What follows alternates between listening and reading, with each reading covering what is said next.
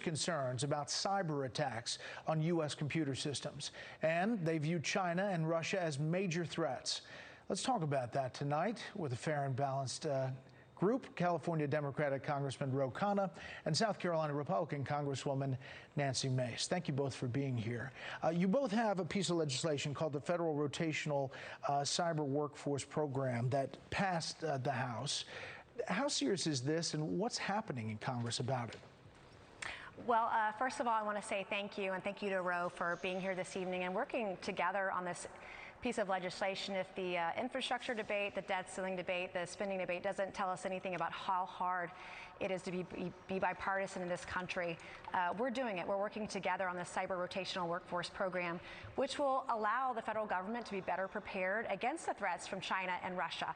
And just last year, there were 11 federal agencies that were hacked by folks associated with China and Russia alike. It's so important. I mean, we need a Manhattan Project in this country to protect our cybersecurity. We are at risk both from China and Russia.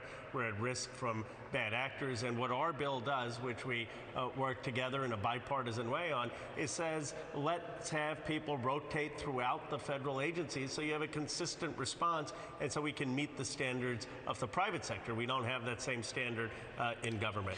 Right. Now, there was a federal worker who recently left, and he had some things to say about the security from China and Russia. This man is Nick Chilan, and he's got some things that he told the Financial Times, and I'll put it up on the screen here, about what we are facing. And he said to them, quote, "We have no competing fighting chance against China, 15 to 20 years. Right now, it's already a done deal. It's already over, in my opinion. Good reason to be angry," saying that artificial intelligence, other successes that China has, will put them ahead. As we're dealing with this, we're having a hard time getting it through Congress. Is he right? No, he's not. I represent Silicon Valley. I invite him to come to my district. American technology still leads. The Chinese can't compete, but we shouldn't be complacent. Look, we have a huge advantage when it comes to our Air Force, our Navy, our military. China is desperate. They're saying, where is our weakness? They're trying with artificial intelligence and cybersecurity, and that's why we need to be one step ahead and mobilize, and that's what Representative Mace and my bill will ensure. But we still are much more innovative than the Chinese. And I do want to add, too, that cybersecurity is national security.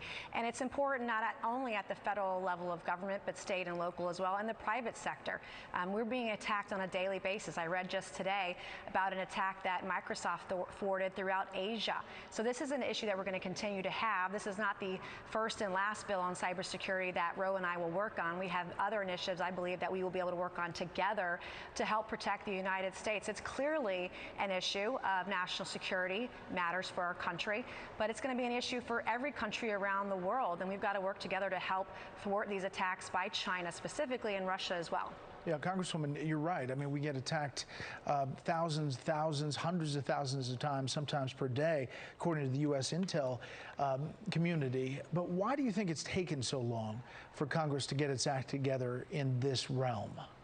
Well, it is the federal government, and what I've learned in the first 10 months is that we do not move swiftly or fast unless we're spending money or raising taxes. So this is something that will take some time, and I've talked to Representative Khanna about other cyber initiatives that I believe we can work on together in the future to do better for the American people. And working together is hard, and to be able to do this and get it out of the House, now we've got to rely on the Senate to help us make a difference. One of the things I respect about Representative Mace is she understands technology, and frankly, there's not enough technology literacy in Congress. The future competition with China is a technology competition.